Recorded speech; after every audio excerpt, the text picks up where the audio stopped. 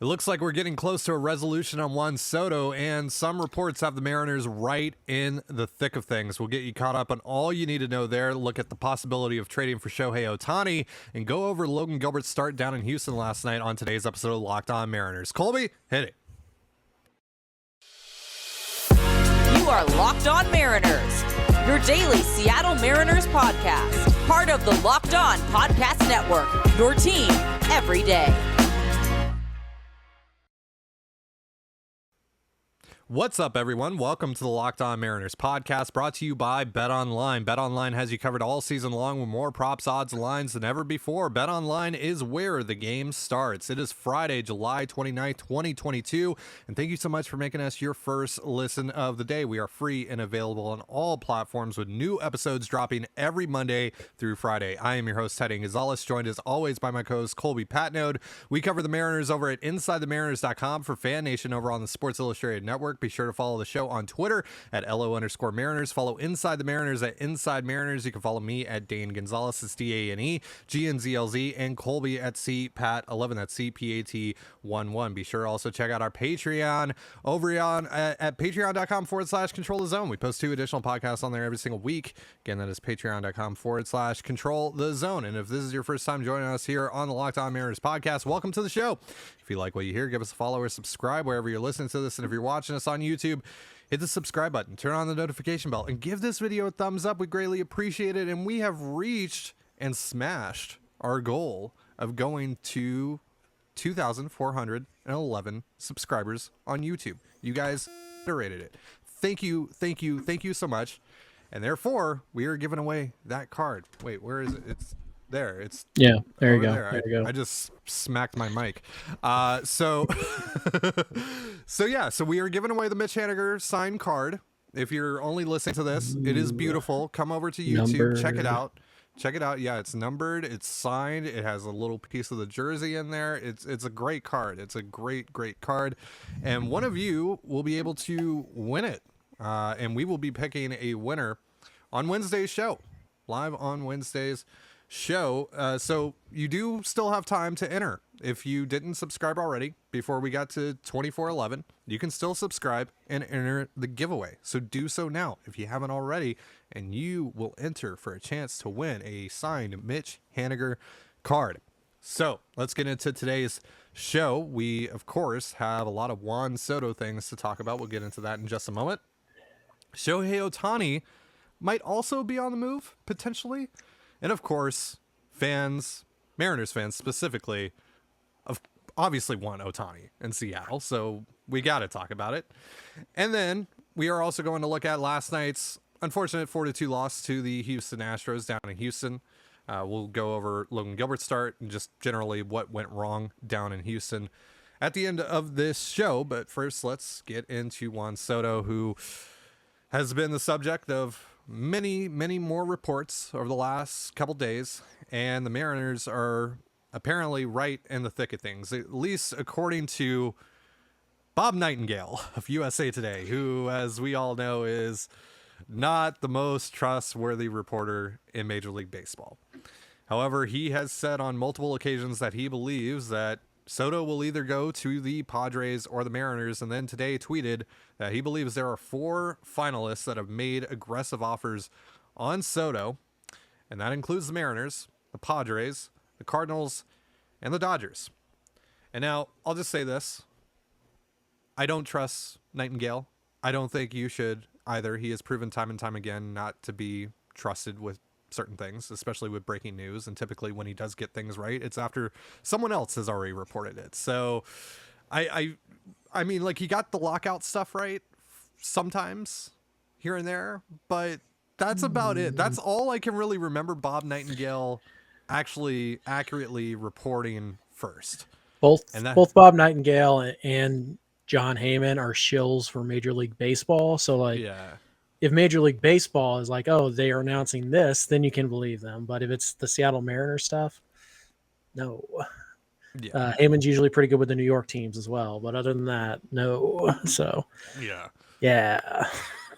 So, now, that being said, I'm not surprised I wouldn't be surprised if the Mariners had put in an offer. Honestly, I kind of expect it. And they could put in an offer that is, that could be seen as pretty aggressive, that doesn't include George Kirby or Logan Gilbert. And I think that's probably what has happened here. I think the Mariners do have an offer in on Juan Soto. I just don't think that it includes Logan Gilbert or George Kirby. And I think they've told the Nationals, take it or leave it. This is our price. This is what we would pay for Juan Soto. And if you want it, you can have it. And if you don't, okay, we're going to move on. And that's it. And I think that's where we're at right now. I don't think that they're likely to get him, especially without Gilbert or Kirby. We've said this time and time again on the show over the last couple of weeks since it became pretty apparent that Soto is going to be on the move. Now, Hector Gomez of ESPN has also reported that the Nationals are planning to offer Soto one final contract extension. And at that point, if he doesn't take it, they are going to trade him, which to me maybe indicates that they do have a deal on the table, an offer on the table from some team that they really like, that they are prepared to take. But they would like to extend Soto. And I think at this point, considering everything that's happened, all the reports that have come out about how the relationship is strained between the two sides, I don't think there's anything that the Nationals can offer Juan Soto at this point that he would take. So I think Juan Soto is going to be on a different team in the next few days. I just don't think that's the Mariners. Colby, have your thoughts changed whatsoever? No. The Juan Soto stuff, I'm so tired of talking about this. I do believe that the Mariners have made an offer on Juan Soto. I do believe that their offer would be considered a serious one. I don't believe that it is going to be anywhere close to beating what apparently the Padres are willing to pay, which includes guys like Mackenzie Gore and Adrian Morajan. Is that right? Is that right? And CJ Abrams. CJ, right. So 3 like major league contributors right away, on top of like Robert Hassel and like Jackson Merrill. Like that's a really, really aggressive package. Honestly, I still think that's too light for Juan Soto. I'm just realizing I'm not a big fan of the Padres farm system whatsoever, or really their player development for that matter. But whatever, it's a good offer. And if that report is true, I mean, for the Mariners side of things, that's like George Kirby, Jared Kelenic. Gosh, I don't even know they have a CJ Abrams comp. It's and then we're talking about like Noelvi Marte, Harry Ford, Emerson Hancock. Like it's a haul. And so I don't see the Mariners doing that. I think at this stage, the Mariners being one of the finalists is just there to apply pressure to the other 3 teams, because you look at it, the Dodgers make so much more sense. The Cardinals make so much more sense. The Padres make so much more sense than the Mariners, just based on where those teams are right now in their window, that it just kind of feels like the Mariners are the 4th team in a 4-team race. But I do believe that they did make an offer that is serious enough that the Padres can use it, or that the Nationals can use it as leverage. So, so do I believe Nightingale? Yes and no. I think the Mariners are in on it. I don't think that they are negotiating, is what I would say. I think they've made this is what we're doing. Yes, no, whatever. We're going to go work on other stuff. And you kind of couple that with Rosenthal's. Was it Rosenthal, Morosi? Luis Castillo is their main objection. They're looking at starting pitching. That is what they are focusing on. To me, that kind of reads as the Mariners made their offer. They don't think they're going to win, and they're moving on.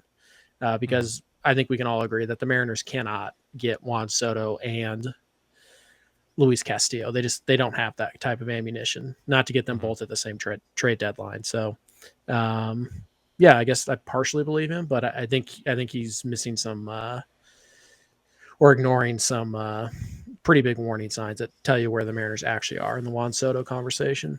Yeah, I would also think that maybe it's a matter of time, right? Like maybe they have a deadline with the Nationals as well. It's like, okay, accepted by Saturday, accepted by Sunday, or we're out. Like, because we got to go do other stuff. We got to be able to plan here, and for the pivot basically. And so, again, like you said, it was Rosenthal last night on Fox Sports before the Fox Sports broadcast of the Mariners game that said, Luis Castillo is their primary focus right now. Starting pitching is their primary focus, which, I mean, that lines up with everything else that we've heard from other reporters like Jeff Passan, things that even Jerry DiPoto himself has said over the last couple of weeks.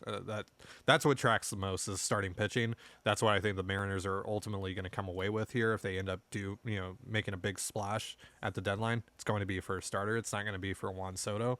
I would like to be surprised. I would love to be surprised. And hey, here they got Juan Soto without giving up George Kirby or Logan Gilbert. That would be amazing. Juan Soto's incredible. He's an incredible hitter.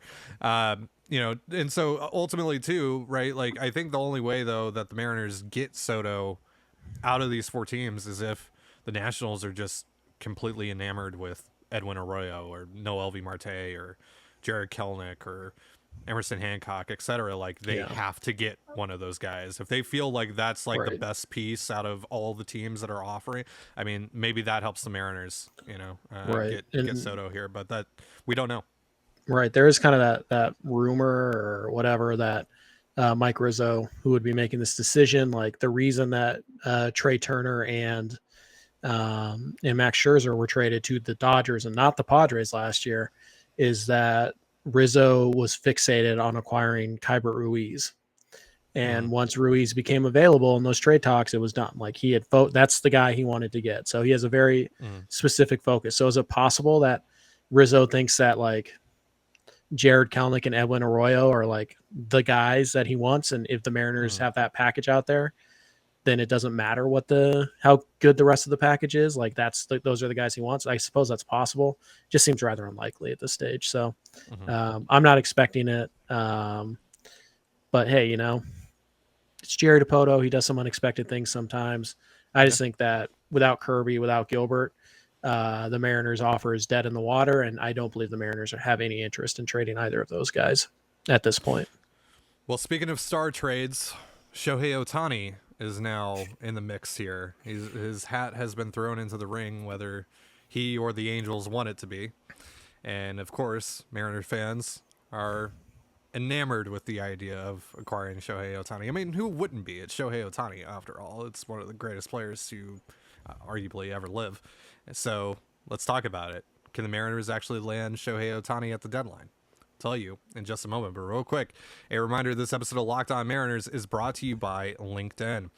As you gear up for fall, you need the right people on your team to help your small business fire on all cylinders. LinkedIn Jobs is here to make it easier to find the people you want to talk to faster and for free. Create a free job post in minutes on LinkedIn Jobs to reach your network and beyond to the world's largest professional network of over 810 million people. Then add your job and the purple hashtag hiring frame to your LinkedIn profile to spread the word that you're hiring so your network can help you find the right people to hire. Simple tools like screening questions make it easy to focus on candidates with just the right skills and experience so you can quickly prioritize who you'd like to interview and hire. It's why small businesses rate LinkedIn Jobs #1 in delivering quality hires versus leading competitors.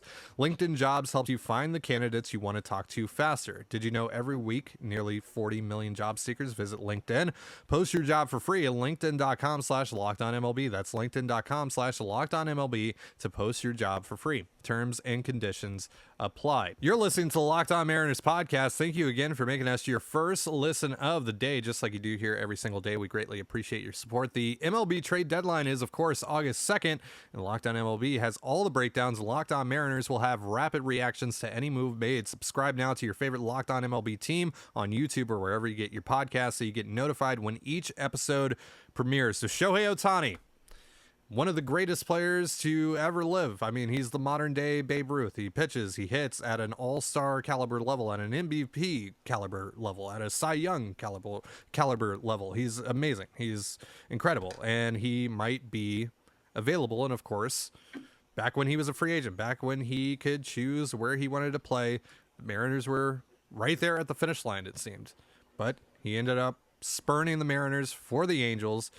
But now, could this be the Mariners' opportunity to fix history, more or less, to actually add Shohei Ohtani to the mix, to finish off what they set out to do in 2018 and land one of the greatest players of all time? Or is this just baloney, Colby? Well, first of all, any interest in Ohtani has to come with an admittance that he was dumb to pick the Angels over Seattle in every conceivable way.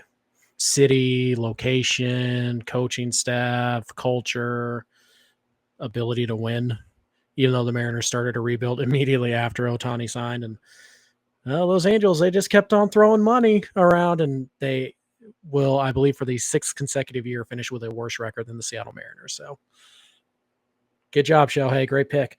But I'll say this. I don't know if Ohtani's getting traded in the next 4 days. I highly doubt he is, actually. But I do feel pretty confident in saying that Ohtani's done with the Angels. Like he's out, whether that's, in the next 4 days, whether that's over the winter or the next deadline or next winter when he's a free agent. He was asked if he wanted to be an Angel, now and in the future. And his answer was, right, it was, quote, "I'm with the Angels right now, and I'm very thankful for what they've done. I love my team and my teammates. Right now I'm an Angel, and that's all I can focus on." He's gone. He's out. He's done. He's done with the Angels. And why wouldn't he be? They said it was a dumb decision. The 23-year-old made a dumb decision. We've all been and now he wants out. The problem is that the Angels are also dumb. And if the Angels aren't going to hit the giant reset button, they're going to be a 500 team, ceiling. That's going to be their ceiling until they decide to do it. Now, Artie Moreno's not going to let Ohtani walk. I think that's part of the issue. He's going to basically force him to stay and play for the next year and change, just almost out of spite, because Artie Moreno's a moron and he's a really bad baseball guy. He thinks he's a baseball guy. He's not. Artie Moreno is Kevin Mather on steroids. He's ill-equipped to make baseball decisions. And the only way the Angels can avoid like a lengthy 5 to 7 year rebuild is to trade Shohei Ohtani, because they will get a haul for him if they decide to do that, and probably get a lot of young major league ready players in the process. So should the Mariners be interested in Ohtani? Yeah. All 29 other teams should be interested in Ohtani. That being said, there's only a handful that actually make some sense for Ohtani, and I do think Seattle is one of them. They can afford him. They would want him. He makes sense for their roster build. But hey, I'm sure we're going to dive into this a little bit, but before we start talking about like costs and all that stuff, let's make a couple things clear here. Number one, you cannot factor in a potential extension. That is irrelevant to the trade talks. You have to assume that you're getting Ohtani if you traded for him this let's just say they trade him for him on Sunday. You have to assume that you are getting him for 2 playoff runs. That's it. Anything like, oh, well, we'll give a little bit more because I think we can re-sign him. Nope. You do not get to say that. And number two, the fact that Ohtani is a DH only, it doesn't matter. You just bench Mitch Haniger when Mitch Haniger needs a DH day. Sorry. We're using Ohtani. Like, you just bench Kyle Lewis. You send Kyle Lewis down. You DFA Carlos Santana. It doesn't matter. Like, if Ohtani's feeling well enough to play, and even Ohtani needs days off, usually after he pitches. The day after he pitches, he's not in the lineup. So you can still make it work. But, like, if your big concern is, well, what are we going to do with all the other guys who need DH days? Cut them, trade them, DFA. It doesn't matter. It's Shohei Ohtani. Why does Kyle Lewis need to get at-bats over Shohei Ohtani? Get out of here with that nonsense. So let's just start with that idea that it's for a year and some change, and it's nobody on this roster is preventing Shohei Ohtani from getting at-bats. Nobody. Let's just start with those two, and we can build the conversation around that. Yeah, so obviously this is a little bit different than Juan Soto, right? Because there's the pitching element, of course. You more or less address 2 needs rather than one in one swoop with one player. You add the bat that you need, and you add the starting pitcher that you need, all in the same trade, all with one single player. So I'm more open to spending a ton of prospect capital on Ohtani than I am with Soto, just because for that fact alone, right? Because the added value of him being a pitcher and being a very, very good pitcher, by the way. Like, he's not just like a mid-rotation starter. Like, Shohei Ohtani is a top 20, top 30 pitcher in all of baseball, on top of being one of the best hitters in all of baseball as well. So, like, let's get that straight as well here, because, like, this is just different. This is different. So if we're more willing to say include a Logan Gilbert or a George Kirby in a Shohei Ohtani deal than a Juan Soto deal, despite Ohtani having 1 year less of club control, it's because of that. It's because of the value that he adds as a starting pitcher on top of the bat. So what would it cost though? Like, let's jump into that. Like, obviously, you know, there's been reports about what the Nationals want for Soto, which is like 4 top 5 guys, you know, and stuff on top of that, major league ready pieces, etc. So what would the Angels want? What would the Angels say yes to, especially from a division rival? Yeah, that's the other thing too. The reason I don't think Ohtani is going to get traded, I think the two teams that make arguably the most sense are the Mariners and the Rangers. Well, because they have the farm system and the young major leaguers in place to make competitive offers. Was Artie Moreno going to swallow his pride and allow a trade in the division? No, but you know, it's funny. MLB Network, they ran with this quickly, and they threw up a trade package already that they think might work. And they threw out the Mariners get Ohtani, the Angels get George Kirby, Noelvi Marte, Harry Ford, Emerson Hancock, and Kyle Lewis. It's expensive. I would really like to not trade George Kirby. I think George Kirby, like if he was truly available, I think Kirby might be like top 15 in all of baseball in terms of trade value. Wow. Because he's a young pitcher who you get for 6 full seasons and the rest of this year. And he's already a number 3. Like, I don't think that's hyperbole. So I would much rather trade Logan Gilbert, honestly, even though Gilbert might be a little bit better today. But if that's, you know, the Angels are like willing to do that, you have to listen. Like one player off your major league roster that matters. No offense to Kyle Lewis, but it's hard not to look at him as a full-time DH, and it's Shohei Ohtani. So really what it is it's your three of your top 4 prospects, and you actually get to keep Arroyo in this proposal. I think the Angels would prefer Arroyo, but the Angels are stupid, so who knows? So really what it is off your major league roster is you're replacing Kirby with Ohtani, and you're adding that bat in there. I think you probably have to pull the trigger on this, but I would really prefer not to give up Kirby. Everybody else in this deal I do not care about whatsoever. I'll help him pack. But Kirby, that's where I kind of I would really prefer to hold on to George Kirby, but at the end of the day, if the Angels are willing to do this trade, I think you probably have to. I mean, it's Shohei Ohtani. Like Shohei Ohtani. It's like acquiring like prime Jesse Winker and like prime Frankie Montas at like in the same player. Yeah, in the same trade. Like it's insane. It's I mean it's the ultimate cheat code, and I think if the Mariners did do this trade, I mean you're going Robbie Ray, Logan Gilbert, Shohei Ohtani. They're a World Series contender at that point. Even if they can only get in as a wild card, they're still a World Series contender, and they would be the next year as well. So, yeah, it's true. And again, you know, extension doesn't factor into that, so you're paying for the 1.5 years, and I mean it's fairly short term, but it's Shohei Ohtani. Like that's the counterpoint there. That's the ultimate counterpoint here. With any argument against this deal, the counterpoint always is, well, it's Shohei Ohtani though. Like, right, and it's Ohtani who's going to make like $30 million. Like it's not like Ohtani and like he's making $52 million next year. Not that really matters that much to a team like the Mariners, but still, you know, he's the best bargain in baseball. He has been for 6 years. So, yeah. And, you know, just for the record, I do think your odds of signing Ohtani to extension are better than Soto, but it doesn't matter. Like it's irrelevant to the actual conversation at hand. You can only value Ohtani for what you know you have him for, which is the next year and a half. All right, so let's move on. Let's look at last night's game. The Mariners unfortunately fell 4-2 to the Houston Astros down at Minute Maid Park, unserious ballpark. Multiple potential home runs, just dying at the warning track. The most casual home run robbery ever by Kyle Tucker. I mean, just the list goes on. The Cal Raleigh drop ball, et cetera, et cetera, et cetera. We're going to get into all of it in just a moment. But real quick, a reminder that this episode of Locked On Mariners is brought to you by BetOnline. BetOnline.net is the fastest and easiest way to check in on all your betting needs. Find all your favorite sports and events at the #1 online source for odds, lines, and games. Find reviews and news of every league, including MLB, NFL, NBA, NHL, combat sports, esports, and even golf.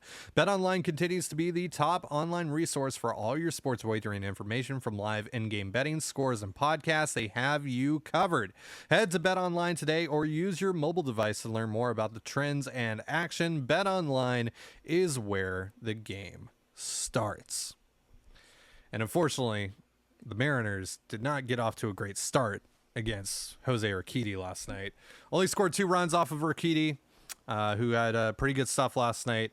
And the Mariners were just not able to really capitalize off of some opportunities that they got, the few opportunities that they got. They did load the bases at one point and drove in a couple runs on some sacrifices, but that was it for the M's. And they just weren't able to get the big hit when they needed it. They were pretty close at times. There was a ball hit from Ty France that went right off the top of the Crawford boxes. There was the casual home run robbery by Kyle Tucker. There was the Adam Frazier opposite field hit that nearly bounced off of the Crawford boxes, but just died right at the warning track, and that would have scored a go-ahead run there. And I believe that was in the 7th. So it just, they just couldn't get that big hit, no matter what they did. And unfortunately, they have lost 4 in a row now to the Houston Astros to open up the second half. And they have officially lost the season series against the Astros as well. They have 3 games left, but they are now 6-10 against the Astros on the year. So let's look at Logan Gilbert, who has been kind of shaky over his last few starts. In this game, he goes 6 innings pitched, 2 earned runs, both coming off of a 2-run shot by Alex Bregman over the Crawford boxes, of course, because, again, unserious ballpark. And, of course, it always just favors the Astros somehow. It always finds a way to just favor the Astros and never the Mariners. Never, ever, ever the Mariners whatsoever. So Gilbert strikes out 6. He, of course, gives up the home run, 2 walks, 13 swings and misses. What did you see out of Gilbert last night, Colby? I didn't think he was all that sharp, to be honest with you. The final line looks fine. It's certainly not a bad outing by any stretch, but there were times where he was just spiking multiple off-speed pitches in a row. Fastball caught too much of the plate at times. He was able to get away with it. But we see still just how much 55 control of his fastball and 50 command. Like, that's how good that pitch is that he was able to spot it enough that he was able to get through 6 innings and against a good lineup in a terrible park to give the Mariners a legitimate chance to win that game. And so I didn't think Gilbert was all that good. I think he was better in his last outing. But it's one of those things where, hey, Gilbert didn't have his best stuff, but he found a way to work through the lineup 3 times and give his team a chance to win. And that's kind of part of the maturation process of your young pitcher. So overall, you have to be encouraged. Like I said, that wasn't even Gilbert at his best. The stuff wasn't great. The velocity wasn't eye-popping. The command and control were, it's not like he walked a ton of guys, so the control was fine. But the command, he missed his spot quite a bit. Never really found the changeup. Never really found the slider, that we are used to. And yet he found a way. So you got to give him credit for that. He worked his way through that. And so overall, you have to be fine with that outing because Gilbert's, like any pitcher, is not going to have his best stuff and control and command every time he goes out there. But he gave his team a shot to win, and that's all you can do as a starter. So overall, you have to be pretty happy with what he did. Mm-hmm. So ultimately, this was kind of just a game of missed opportunities. Like I said, they couldn't get the hit. And then also, in the bottom of the 8th, when the Astros eventually took the lead on Alex Bregman's RBI double, Yuli Gurriel stole second base to get into scoring position that set up that RBI double there. That's what basically allowed the Astros to take the lead. Cal Raleigh would have had him dead to rights had he been able to cleanly pick up the ball and make the throw. Unfortunately, just didn't. And you know what? That's going to happen. Things like that are going to happen. And, there's just nothing you can really do about it. It's just baseball. It's just is what it is. But yeah, disappointing loss. Andres Munoz finally got tagged for his first 2 runs allowed in 15 in a 3rd innings pitch. Yeah. He also hurt Alex Bregman on a play. Yeah. Did Bregman go back out for the 9th? I don't remember, but that's something to keep an eye on for today when lineups drop. Nothing malicious or anything like that. Yeah, no. Munoz just wasn't good last night. That'll happen. He's pitched now 4 of the last 5 games. He's out tonight. There's no chance they're going to use him. And he just looked like a guy he needed a day, right? And he just couldn't get it because the fastball was all over the place.